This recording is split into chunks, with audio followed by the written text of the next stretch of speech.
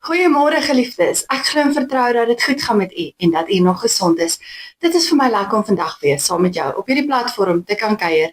Ons wil dankie sê. Dankie vir elkeen wat ons finansiëel ondersteun. Dankie vir elke inbetaling in die kerk se bankrekening, elke dankoffer wat in die banke ingegooi word. Ons waardeer dit opreg. Ons wil net vir u vra indien u 'n EFT inbetaling maak dat u asseblief sal spesifiseer dat dit vir die 10de maand dankoffer of die geloofsoffer of vir die koskas is, sodat ons weet waarvoor om die geld te allokeer. En dan wil ons u herinner aan ons fondsinsameling vir die Seemansorganisasie op die 12de Augustus om 10:00 die oggend. Ons gaan net 'n vrywillige kollekte opneem. Daar's geen kaartjies verbonde aan hierdie vertoning nie. Jy is meer as welkom om die vertoning gratis by te woon. Johan en Rian van Rensburg gaan vir ons optree en alle fondse wat opgeneem word by die kollekte word aan die Seemansorganisasie geskenk. So indien u meer inligting nodig het, kontak asseblief vir Sonja. Indien u ons kan help met die verversings na afloop van hierdie verrigtinge, is u ook meer as welkom om vir Sonja te kontak en u naam daarop te gee. Dan wil ons ook almal wat in die komende week verjaar baie gelukwens met hulle verjaarsdag en ons wil graag die voorbereidingslys met u deel. Op ons voorbereidingslys vra ons nog steeds voorbereiding vir David Snyman se ma se gesondheid, dan as ook vir oom Johan Kritsener wat herstel na operasie.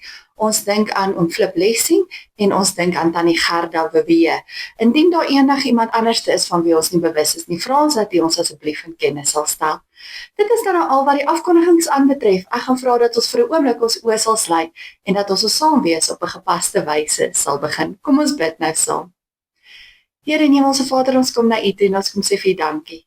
Dankie vir al U liefde en U genade. Dankie dat U ons weer eens wakker gemaak het. Dankie dat U weer eens vir elkeen van ons 'n behoefte gegee het om na U woord te kom luister, om hierdie video aan te skakel en te hoor wat U vir ons wil kom sê. Want Vader, vandag is dit nie ek wat praat nie, dis U wat met ons praat. U praat met ons deur U woord, U praat met ons deur die Heilige Gees. En daarom wil ek kom vra dat die Gees nou vir ons hierdie woord sal oopbreek, dat hy met elkeen van ons sal werk en dat ons dit sal hoor wat ons moet hoor en dat ons lewens daarvolgens sal begin inrig. En daarom vra ons nou, spreek Here, ons as U kinders luister. Amen. Nou geliefdes, ons is besig met ons reeks uit Genesis uit en ons gaan vanoggend saam lees uit Genesis 32 vanaf vers 22 tot 32. Nou, ons is nou besig met Jakob, so ons het laasweek begin daarmee. As u laasweek sin gemis het, is u meer as welkom op die Facebookblad of op YouTube te gaan kyk van laasweek sin. En dan sal u ook so die reeks kan volg waarmee ons besig is. So vanoggend se gedeelte kom uit Genesis 32 en ons lees van vers 22 saam. Daar staan: Die nag het hy opgestaan en sy 2 vrouens en sy 2 persoonlike slavinne en sy 11 kinders gevat en deur die Jabok drif gegaan. Nadat hy hulle deur die rivier gevat het, het hy ook alles wat hy besit laat deurgaan. Jakob het alleen daar agtergebly en 'n man het tot dagbreek met hom gestoei. Toe die man agterkom dat hy nie vir Jakob kan wen nie, het die man, terwyl hy met hom stoei, vir Jakob teen die heup geslaan, sodat dit uit die potjie gespring het. Die man het vir Jakob gesê: Los my, want die dag breek. Jakob het geantwoord: Ek sal jou net los as jy my seën. Toe vra die man: Wat is jou naam? En hy antwoord: Jakob. Die man het gesê: Jy sal nie meer Jakob genoem word nie, maar Israel. Toe sê Jakob: Sê my tog jou naam. En die man vra: Waarom vra jy my naam? Hy het vir Jakob net daar geseën en Jakob het die plek Peniel genoem, want hy het gesê: Ek het God van aangesig tot aangesig gesien en tog het ek nie omgekom nie. Net toe Jakob by Peniel verbygaan, het die son opgekom. Jakob het mank gebly aan sy heup en daarom eet die Israeliete tot nou toe nie die senuweebondel wat aan die heup vaskom nie, want die man het vir Jakob teen sy heup geslaan op die heup senuwee. Nou geliefdes, ons lees net tot sover. Geliefdes, die verhaal van Jakob is 'n verhaal van 'n man wat sy hele lewe lank op die vlug was. Hy het gevlug van homself, van ander en uiteindelik ook vir God. Hierdie lewensveranderende reis van Jakob begin eintlik maar in Genesis 28, waar Jakob as 'n vlugteling in die wildernis van Bethel slaap, met niks anders as 'n klip vir 'n kussing nie. Ons het laasweek by hierdie teksgedeelte stil gestaan. Hy het gevlug vir sy broer Esau, want hy het sy broer se eersgeboortereg en sy seun het hy gesteel deur hulle te bedrieg. Daar in die nag openbaar God homself in 'n droom aan Jakob, toe hy die hemelse leer gesien het en God beloof om Jakob te beskerm. Jakob het van daar af verder gereis na Haran toe en vir 20 jaar lank het hy 'n bittere magstryd met sy eie skoonpa Laban gehad. In hierdie 2 dekades word die bedrieger self bedrieg. Jakob stoei, manipuleer en veg vir rykdom, status en vroue, totdat hy uiteindelik as 'n ryk man moes vlug van Laban af. Nou in Genesis 32 bevind Jakob homself by die Jabok drif. Hy is uiteindelik vry van Laban wat agter hom is, maar voor hom wag een van die grootste krisisse van sy lewe vir hom. Sy broer Esau het gehoor dat hy op pad terug is en hy is op pad met 400 gewapende manne. Jakob is dus vasgekeer tussen sy onopgeloste skuld van sy verlede en die absolute vrees vir sy toekoms. Hy stuur al sy rykdom en sy hele gesin oor die rivier, totdat hy net soos 20 jaar gelede alleen agterbly. Jakob het gedink dat hy die volgende môre vir Esau sou ontmoet en met hom sou moes stoei. Hy het egter nie geweet dat hy daardie nag met God by daardie rivier 'n stoeigeveg sou hê nie. Geliefdes, dit sê vir ons dat daar in elkeen van ons se lewe 'n oomblik kom wanneer jou verlede jou inhaal. Die oomblik waar jou eie planne, jou eie slim praatjies en jou manipulasie nie meer werk nie. En hier in Genesis 32 vind ons vir Jakob by presies so 'n plek. Die Jabok drif, soos dit bekend staan, beteken letterlik om uit te giet of om leeg te maak.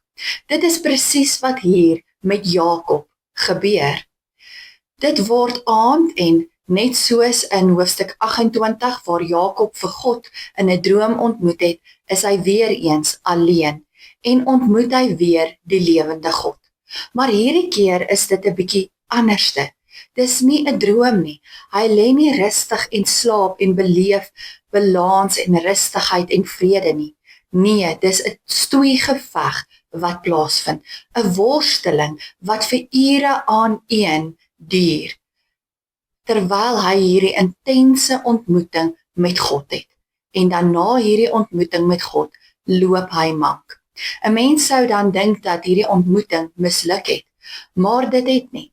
Dit het uitgedraai op 'n nuwe seisoen, 'n nuwe lewe, 'n nuwe fase wat vir Jakob aanbreek.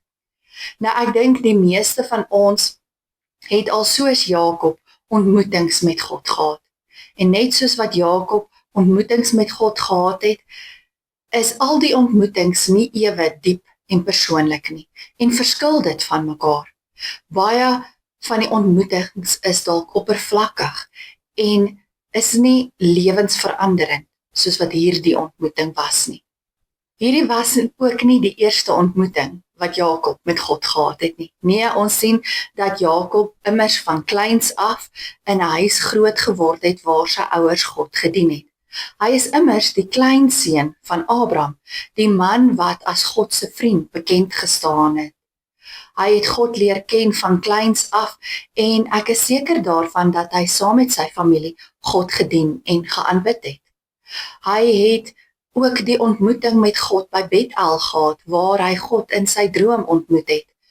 Maar die een groot verskil tussen hierdie ontmoeting en al die vorige ontmoetings wat hy met God gehad het, is dat hierdie die heel eerste persoonlike ontmoeting het. En met ons gebeur dit ook so. Ons het nie altyd persoonlike ontmoetings met God nie. Ja, ons sien God, ons beleef God, ons ontmoet God, maar baie keer is dit oppervlakkige ontmoetings. Kom ek noem 'n paar voorbeelde. Jy gaan dalk elke Sondag saam met jou ouers kerk toe, maar jy gaan omdat hulle jou forceer om te gaan. Jy en jou kinders kyk dalk elke Sondag die YouTube boodskappe, maar julle doen dit dalk omdat dit 'n gewoonte is. Ja, julle bid elke dag voordat julle eet of voordat julle gaan slaap, maar dis dieselfde eentonige gebed. Julle doen dit uit gewoonte uit, nie omdat dit 'n intieme persoonlike ontmoeting is nie. Jong mense kom lê belydenis van geloof af. Party van hulle doen dit net omdat hulle vriende dit doen, of omdat dit is wat hulle familie of hulle ouers van hulle verwag. En hierdie tipe van ontmoetings is wel ontmoetings met God, maar is meer oppervlakkige ontmoetings, want ek wil daarna verwys as kulturele ontmoetings. Dit is daar waar jou lewe en jou ontmoeting deur jou kultuur bepaal word. Dink 'n bietjie mooi hieroor na. Hoekom raak ons jong mense weg na belydenis van geloof? Want hulle word nie meer omring deur 'n kultuur wat van hulle verwag om kerk toe te gaan en hulle geloof uit te leef nie. Hulle verhuis dalk na universiteite toe, het ander vriendekringe en is in 'n kultuur waar daar nie van hulle verwag word om te bid of eredienste by te woon of kerk toe te gaan nie. En daarom raak hulle kerk los. Dis bloot kulturele ontmoetings met God. En dis waarskynlik ook wat Jakob gehad het toe hy as 'n jong kind saam met sy ouers God gedien het. Kom ek noem iets anderste. Ek gebruik 'n ander voorbeeld. 'n Ander voorbeeld van 'n nie persoonlike ontmoeting met God nie, is wanneer ons kyk na sosiale ontmoetings. Jy is byvoorbeeld op pad iewers heen, jy verhuis, jy gaan na 'n nuwe dorp toe waar daar glad nie familie of vriende of kennisse is nie. Jy is alleen en eensaam. En dan sien jy die kerk op die dorp en jy dink, daar kan ek vriende en kennisse maak. En jy gaan woon die eredienste by en jy ontmoet nuwe mense en dit raak vir jou lekker en jy raak betrokke en jy ken mense. Maar soos wat jy jou omgewing leer ken en ander mense leer ken, begin jy al hoe minder kerk toe gaan, want miskien is die vriendegroep wat jy nou ontmoet het nie kerkgangers nie, of hulle is nie in jou kerk nie. En dan gaan jy al hoe minder kerk toe. En later van tyd dalk glad nie kerk toe nie, omdat hulle nie eers gelowiges is nie. En dan op die einde van die dag loop jou betrokkenheid by die kerk heeltemal dood. En is jy glad nie meer in 'n omgewing waar jy sosiaal verkeer en God ontmoet nie. Het jy ontmoetings met God gehad toe jy by die kerk was? Ja. Was dit eerlike ontmoetings? Waarskynlik. Was dit ware, opregte ontmoetings, persoonlike ontmoetings? Nee, dit was meer sosiale ontmoetings. Daarom het dit vir jou maklik geword om die kerk kant toe te skuif en minder betrokke te raak. 'n Verdere ontmoeting wat ons kry is daardie besigheidsontmoetings, wil ek dit noem. Dis wanneer ek en God in 'n vennootskap tree en wanneer ek afhanklik raak van God omdat ek sy hulp nodig het. Dis wanneer ek daai skietgebedjie opstuur wat sê, Here help my, ek het U nou nodig. Dis ook ontmoetings met God, maar dis ontmoetings waar daar transaksies plaasvind. Here, as U my help hiermee, dan sal ek betrokke raak in die kerk of dan sal ek dit vir U doen. Dis 'n ontmoeting met God, maar dis nie 'n ontmoeting wat my en jou lewe verander nie. Dis meer 'n vennootskap. God is soos die sleeping partner in die besigheid. Hy's daar wanneer ek hom nodig het en hy help my en dan verder ontwrig dit nie my lewe nie en dit verander niks in my lewe of my verhouding met God nie. En ons almal leef in so 'n verhouding met God van tyd tot tyd. Ons almal is besig met hierdie besigheidsontmoetings met God. Nou kan jy vir my sê, nee, ek doen nie sulke goed nie. Ja, dink 'n bietjie mooi daaroor na. Hoeveel keer bid jy nie vir daardie toets, net voordat jy hom gaan skryf nie? Of hoeveel keer bid jy voor jy gaan vir 'n besigheidstransaksie, dat dit tog goed sal afloop? Of hoeveel keer bid jy wanneer jy op pad is iewers heen met vakansie en vra vir die Here om jou veilig by jou bestemming uit te bring? Sonder dat dit jou persoonlik raak, sonder dat dit jou lewe verander, sonder dat dit jou omstandighede verander. Ons almal doen dit van tyd tot tyd. Ons gaan na God toe en ons vra vir hulp en ons gaan aan met ons daaglikse lewe, sonder dat iets in ons lewens verander. Dit is bloot 'n saaklikheid, 'n besigheidstransaksie, niks persoonliks nie. Geliefdes, en ek dink nie ons hemelse Vader is tevrede met sulke ontmoetings nie. Hy wil meer hê. En ja, hy het met Jakob sulke ontmoetings gehad vir meer as 20 jaar. En God het hier by die Jabokdrif besluit dat dit genoeg is. Dat hy meer wil hê, meer as hierdie kulturele, sosiale of selfs saaklike besigheidsontmoetings. Hy wil 'n persoonlike, intense ontmoeting met Jakob hê. En dit is presies wat hier gebeur. Want hierdie ontmoeting wat Jakob met God het, is anderste as enige vorige ontmoetings. Want dis 'n stoeigeveg, wil teen wil, liggaam teen liggaam, krag teen krag. En wat meer is, hierdie worsteling gaan vir ure lank aan. Want as die Here jou eers persoonlik ontmoet, dan laat hy jou nie los nie. Dan werk hy met jou, dan verander dit jou. En dis 'n onophoudelike, voortdurende proses. En ons sien dit in Jakob se lewe. Want nie een van hierdie twee individue laat los nie. Hulle albei soek vir die eerste keer iets meer, iets diepers, iets anders. Geliefdes, dieselfde geld vir ons. Ek en jy weet dat ons met God te doen het, wanneer hy ons eenvoudig nie toelaat om aan te gaan soos wat ons aangaan nie. Wanneer hy ons manier van leef kom uitdaag, wanneer hy begin inmeng in hoe ek my finansies gebruik, hoe ek my geld spandeer, hoe ek my tyd aanwend, hoe ek my gawes gebruik.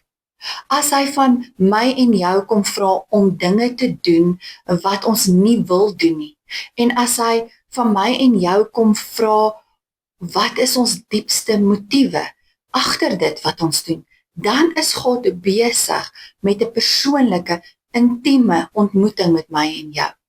En dan soek hy by ons totale toewyding, algehele oorgawe aan hom.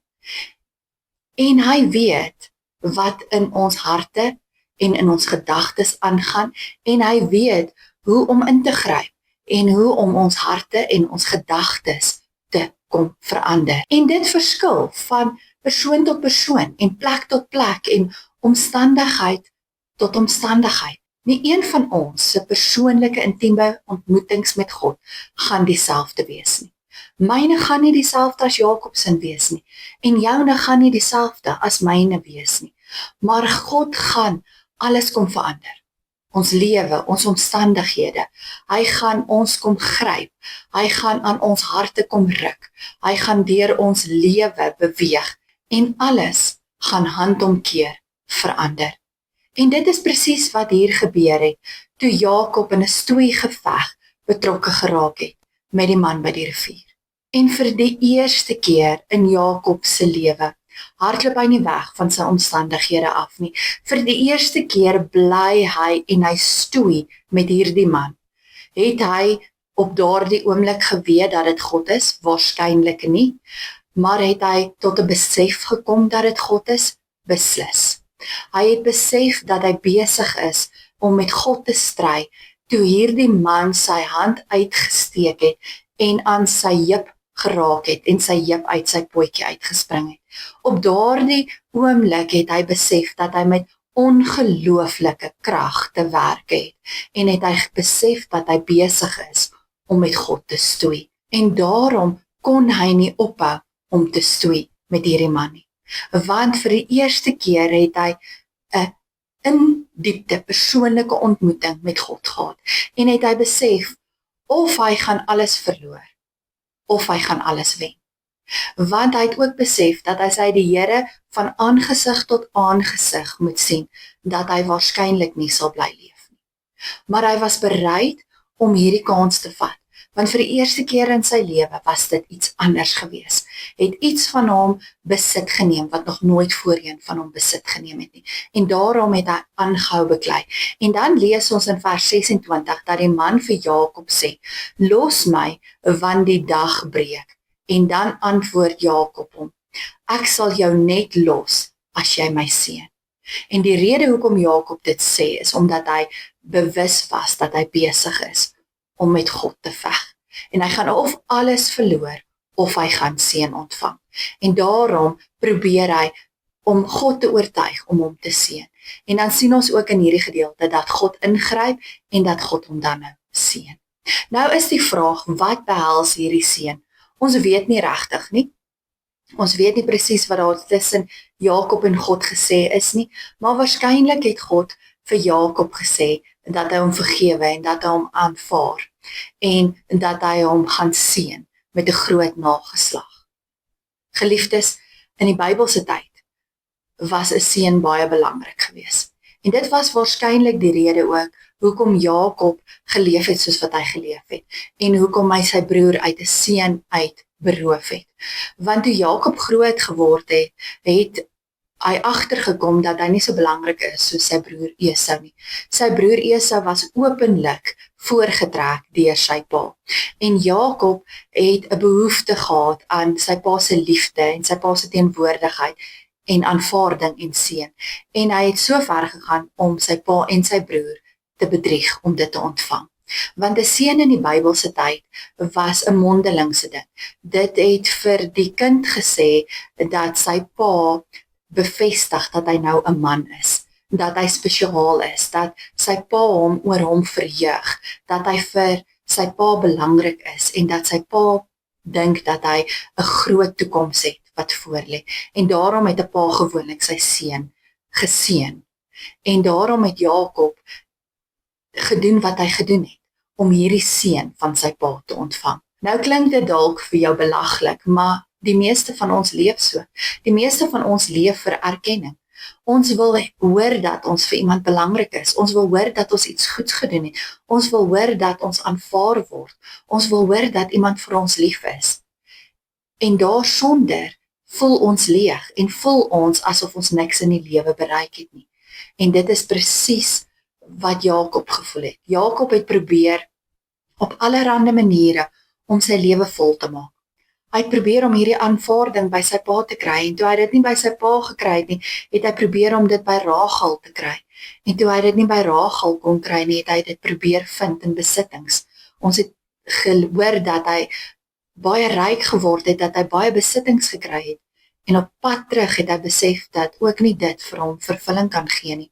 Want hy was op pad terug om alles te verloor. Want as Esau sou opdaag en al sou geveg uitbreek, sou hy al sy besittings verloor het. En met hierdie worsteling wat hy met God gehad het, is dit asof daar 'n lig vir hom aangegaan het.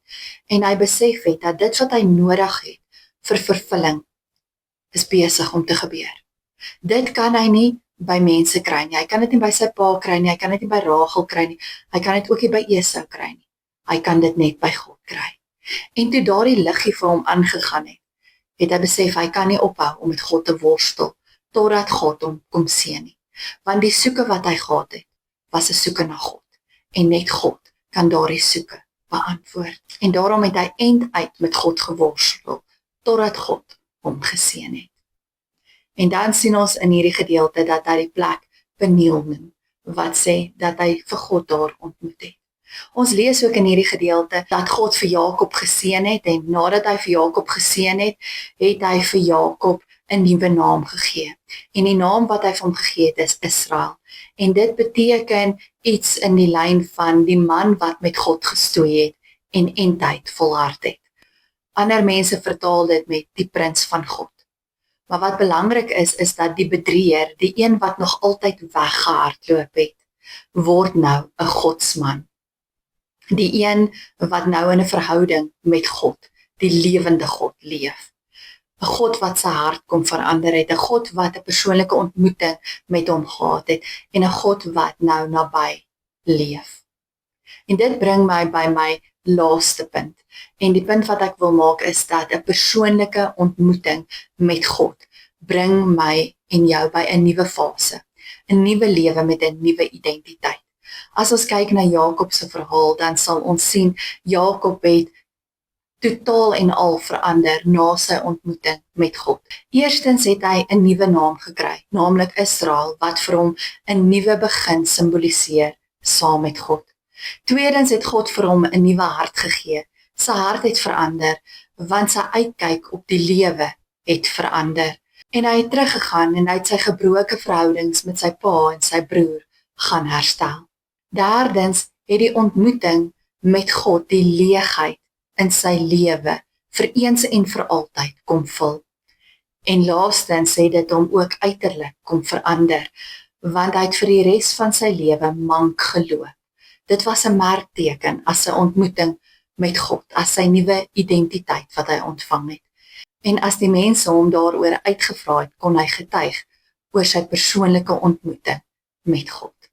Geliefdes, Jakob is nie die enigste een wat sy lewe verander het nadat hulle 'n persoonlike ontmoeting met God gehad het nie. Reg deur die Bybel lees ons van sulke ware persoonlike ontmoetings. Abraham wat Abraham geword het, die vader van die menigtes. Gideon wat 'n lafaard was, wat 'n held van die volk geword het. Dawid die skaapwagter wat 'n koning geword het. Petrus die een wat Jesus verloon het, wat 'n prediker op Pinksterdag geword het. En ek en jy wat 'n slaaf van die sonde was, wat 'n erfgenaam van God geword het. Wat moet ek en jy vandag hoor uit hierdie gedeelte? Ons moet hoor dat ons ontmoetings met God moet verander. Dit kan nie net kulturele, sosiale en saaklike ontmoetings wees nie. God wil persoonlike, intieme, diep ontmoetings met elkeen van ons hê. As ek en jy 'n ontmoeting met God gehad het en dit het ons nie verander nie, dit het nie ons denke, ons manier van dink en doen verander nie, dan was dit nie 'n persoonlike, intieme ontmoeting met God nie. En dan moet die liggies vir ons aangaan en vir ons sê dat ons net oppervlakkige ontmoetings met God het. Geliefdes, God wil hê ons moet hom persoonlik en intiem ken. God wil ons lewens handomkeer kom verander. God wil ons gebruik. God wil met ons worstel, nie omdat hy ons wil seermaak nie omdat hy moetswillig is nie, maar omdat hy ons wil verander, omdat hy ons nader aan hom wil bring, omdat hy wil hê ons moet groei in geloof, omdat dit ons 'n beter mens maak, omdat ons hom beter en meer intiem leer ken. En daarom wil ek jou uitdaag om jou worsteling, jou woestyntyd te benut. Benut dit as 'n groeigeleentheid. Ja, dis nie lekker nie, dit maak seer, dit skaaf, dit ontbloot ons. Maar dis tot ons voordeel, want ons word sterker en ons leer God beter ken en dit verander ons as mens. En daarom kom vra ek jou, omarm jou worstelmomente met God. Ontmoet God elke keer op 'n diep persoonlike vlak en maak seker dat God jou lewe handomkeer verander. Laat hom toe om in en deur jou te werk en om jou te kom nuut maak, om jou te vul, om jou te vervul met die Heilige Gees en met 'n lewe wat sinvol is en wat betekenis het. Amen. Kom ons sluit die oë en dan bid ons saam. Here Hemelse Vader, ons weet dat dit nie lekker is om met U te worstel nie. Ons weet dat dit nie lekker is om deur woestyntye te gaan nie. Dis vir ons makliker om net sosiale, kulturele en selfs saaklike ontmoetings met U te hê, want dit verander niks aan ons nie. Dit verander nie ons lewe nie. Wanneer ons 'n persoonlike, intieme ontmoeting met U het, soos wat Jakob by die Jabokdrif gehad het, dan kom verander dit ons en ons hou nie van verandering nie. Maar vandag kom sê U vir ons, dit is die ontmoetings wat werklik saak maak. Dit is die ontmoetings wat U met ons wil hê. Dit is die ontmoetings wat ons werklik gaan vervul, wat ons werklik gaan aanspreek, wat werklik betekenis in ons lewe gaan hê. En daarom kom vra ons vir U, Gees van God, help ons om hierdie ontmoetings met albei hande aan te gryp, om soos Jakob nie te laat los nie, en aan te hou veg tot die einde toe, totdat U ons seën. Ons besef ons kan alles verloor, maar ons besef ook ons kan alles wen in hierdie ontmoetings met U. En daarom kom vra ons vir U, help ons daarmee. Help ons om te worstel en uit daai worsteling iets nuuts van onsself en van U te leer. En dit as iets positiefs te sien. Vader, om U raak te sien in daardie omstandighede. Ons kyk teen die worsteling vas en nie teen U vas nie. En ons vra, skuif ons fokus. Help ons om ook dan die geleenthede wat dan oor ons pad kom, aan te gryp en te benut. Vader, ons is nie ondankbaar vir die sosiale, kulturele en saaklike ontmoetings nie, maar ons het 'n smagting na 'n persoonlike, intieme ontmoeting met U. En help ons dat ons dit ook Sondag sal beleef wanneer ons na die YouTube-video's of na 'n preek in die erediens luister, en dat ons elke Sondag gaan om 'n persoonlike, intieme ontmoeting met U te hê. En wanneer ons die Bybel oopmaak en die Bybel lees, al is dit net vir Bybelstudie by die huis, of wanneer ons saam om 'n tafel bid vir die kos, dat dit nie net uit gewoonte sal wees nie, maar dat dit regtig sal wees omdat ons U wil ontmoet, omdat ons U stem wil hoor, en omdat ons lewens wil in lyn bring met U volmaakte wil. En daarom kom vra ons, Gees van God, help ons hiermee, lei ons en seën ons, nie net vir ons as individue nie, maar ook vir ons as gemeente. Ons kom bid ook vandag vir elkeen wat siek is. Ons dra hulle aan U op. Ons vra dat U intens by hulle betrokke sal raak, dat U sal help, dat U sal ingryp, dat U sal genees, en dat hulle intens bewus sal wees ook van U teenwoordigheid in hulle lewens. Dankie dat ons hierdie gebede mag bid, nie uit verdienste nie, maar alleen uit genade. Amen. Geliefdes, dankie dat ek my gedagtes rondom hierdie teks met U kon deel. Ontvang dan nou die seën van die Here. Mag die genade van ons Here Jesus Christus ons elke dag vernuwe. Mag die liefde van God ons in staat stel om mekaar lief te hê. Mag die gemeenskap van die Heilige Gees ons al meer in een liggaam saam verenig. En mag dit alles ons gewillig maak om tot eer van God te lewe. Amen. Geliefdes, bly gesond en wees geseënd. Totsiens.